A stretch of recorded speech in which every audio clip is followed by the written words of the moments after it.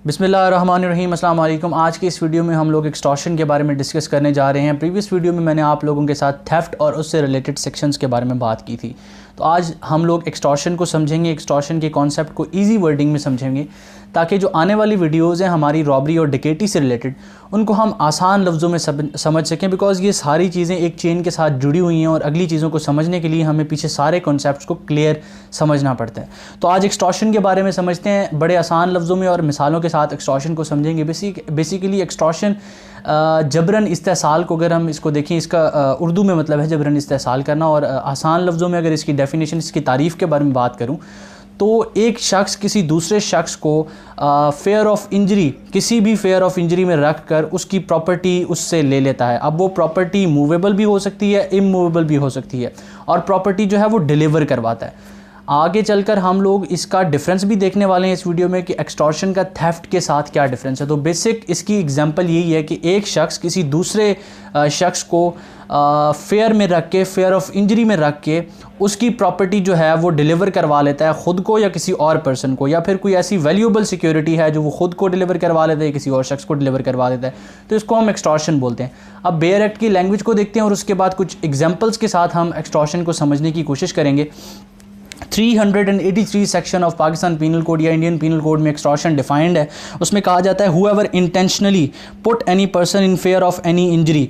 अब कोई शख्स मतलब इंटेंशनली एक इरादातन किसी शख्स को किसी फेयर ऑफ इंजरी में रखता है। अब यहाँ पर जो वर्ड इंजरी है हम इसको थोड़ा सा एक्सप्लेन करते हैं। इंजरी से मुराद फिजिकल इंजरी भी हो सकता है, आपकी रेपुटेशन को इंजरी भी हो सकता है, या आपको कोई इमोशनल इंजरी भी दी जा सकती है। आपका जो बच्चा है वो उसको उठा लिया जाएगा, या फिर उसको उन्होंने रॉन्गफुली कन्फाइन किया। आपका एक मकान है जो कि इमूवेबल प्रॉपर्टी में लेते हैं, वो उसको डिलीवर नहीं करेंगे 24 घंटे के अंदर, तो वो उसको मार देगा। अब ये एग्जांपल जो है ये एक्सटॉर्शन की एग्जांपल है, ठीक है। तो हम आगे इसकी डेफिनेशन को देखते हैं। अब जो इंजरी है ये आपको इमोशनली इंजर किया जा रहा है, ये तो ना आपको, क्योंकि धमकाया आपको जा रहा है, आपको मारा नहीं जा रहा। तो इंजरी आपके किसी आपसे रिलेटेड किसी और पर्सन को दी जा रही है यहाँ पर। तो any injury to that person और टू एनी अदर, देखें वो लफ्ज़ आ गया। And thereby dishonestly induces the person so to put in fear to deliver up any property और वैल्यूएबल सिक्योरिटी। अब उसको इंड्यूस किया जा रहा है, उसको फेयर में रखा जा रहा है कि वो अपनी प्रॉपर्टी या तो उस शख्स को जो कि इंड्यूस कर रहा है उसको दे दी जाए, या वो जिसको कहे उसको वो डिलीवर कर दी जाए। तो ये बेसिकली एक्सटॉर्शन होती है। एक्सटॉर्शन की एग्जांपल मैंने एक आपके साथ पहले डिस्कस की है। एक एग्जांपल मैं इलस्ट्रेशंस में से आपके साथ डिस्कस करना चाहूँगा कि ए और बी दो पर्सन हैं। ए बी को इंड्यूस करता है कि वो उसको 5 लाख रुपए दे दे।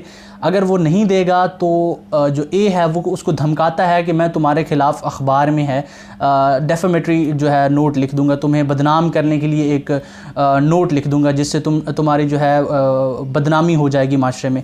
तो अब ये ए जो है ये बी को इंड्यूस कर रहा है कि उसकी कोई भी प्रॉपर्टी, चाहे वो मूवेबल है या इमूवेबल है, उसके पोजेशन से निकाल कर उसको डिलीवर कर दे। और अगर वो डिलीवर नहीं करता तो उसका रिज़ल्ट भी वो उसको बता देता है कि मैं तुम्हें बदनाम कर दूंगा, तुम्हारे खिलाफ़ जो ये लेटर है मैं इसको अखबार में, न्यूज़ पे पोस्ट कर दूंगा। तो ये भी एक्सटॉर्शन की एग्जांपल में आता है। अब एक्सटॉर्शन की सज़ा को देखते हैं, उसके बाद हम थेफ्ट और एक्सटॉर्शन को डिफ्रेंशिएट करेंगे। एक्सटॉर्शन की जो सज़ा है वो हमें दी जाती है 384 सेक्शन में, जिसमें पनिशमेंट ऑफ एक्सटॉर्शन के बारे में बात किया जाता है, और 3 साल और जुर्माना जो है इसकी पनिशमेंट में बताया जाता है 384 में। या तो आपको 3 साल तक की कैद या फिर जुर्माना होगा। और 385 सेक्शन जो है वो बात करता है एक्सटॉर्शन अगर कमिट हुई नहीं है, कमिट करनी थी और काज करनी थी एक इंजरी। सेक्शन की वर्डिंग को देखते हैं। Putting person in fear of injury to commit in order to commit extortion, मतलब कि उसने एक्सटॉर्शन कमिट करनी है और उसके लिए उसको फेयर दिया जा रहा है। तो इसके लिए सज़ा क्या होगी? इसमें अभी एक्सटॉर्शन कमिट नहीं हुई, 385 में एक्सटॉर्शन कमिट नहीं हुई। यहाँ पर जो सज़ा है वो 2 साल बताई जाती है और साथ में या जुर्माना कहा जाता है।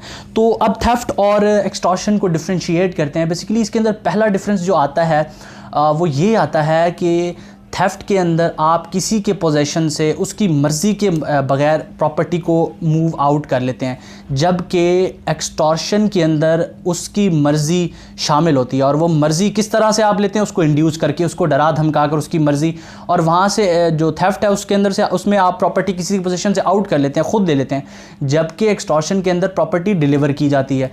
थेफ्ट के अंदर प्रॉपर्टी हमेशा जो है वो मूवेबल प्रॉपर्टी होनी चाहिए, इमूवेबल प्रॉपर्टी का थेफ्ट नहीं होता, जबकि एक्सटॉर्शन में जो है वो इमूवेबल प्रॉपर्टी भी हो सकती है, मूवेबल भी हो सकती है, दोनों इसका सब्जेक्ट हैं। थेफ्ट के अंदर आपको इंड्यूस नहीं किया जाता, डराया धमकाया नहीं जाता, आप बस चुपके से आपकी कोई प्रॉपर्टी चुरा ली जाती है, आपके पोजीशन से निकाल ली जाती है, आपको नहीं पता चलता। जबकि एक्सटॉर्शन में आपकी प्रॉपर्टी छीनी जा रही है आपसे और आपको डराया धमकाया जा रहा है। यहाँ पर जो फैक्टर है वो फेयर का इंक्लूड है। तो ये एक बेसिक डिफरेंस है थेफ्ट और एक्सटॉर्शन के अंदर। इसके बाद कुछ और सेक्शंस भी हैं रॉबरी से पहले तक जो कि इसके अंदर इंक्लूडेड है। ये एग्जाम पॉइंट ऑफ व्यू से इतने इंपॉर्टेंट नहीं है, लेकिन आप लोगों ने इसको रीड कर लेना है क्योंकि ये एक्सटॉर्शन से रिलेटेड सेक्शंस हैं। तो नेक्स्ट वीडियो में हम लोग रॉबरी के कॉन्सेप्ट को समझेंगे और रॉबरी कब डिकेटी बनती है उसके बारे में बात करेंगे। बेसिकली डिकेटी ही एक ऐसा वाहिद ऑफेंस है पाकिस्तान पीनल कोड या इंडियन पीनल कोड के अंदर कह लें कि जिसकी आप प्रिपरेशन कर रहे हैं तब भी आपको सज़ा मिलती है, आप उसको कमिट कर रहे हैं तब भी सज़ा, इन ऑर्डर टू कमिट कर रहे हैं तब भी सज़ा। किसी भी मानों से आप अगर डिकेटों के ग्रुप के साथ भी मिल जाते हैं, आपने अभी कमिट नहीं किया, आप सिर्फ प्रिपरेशन ही कर रहे हैं, तब भी आपको उस ऑफेंस की सज़ा मिलती है।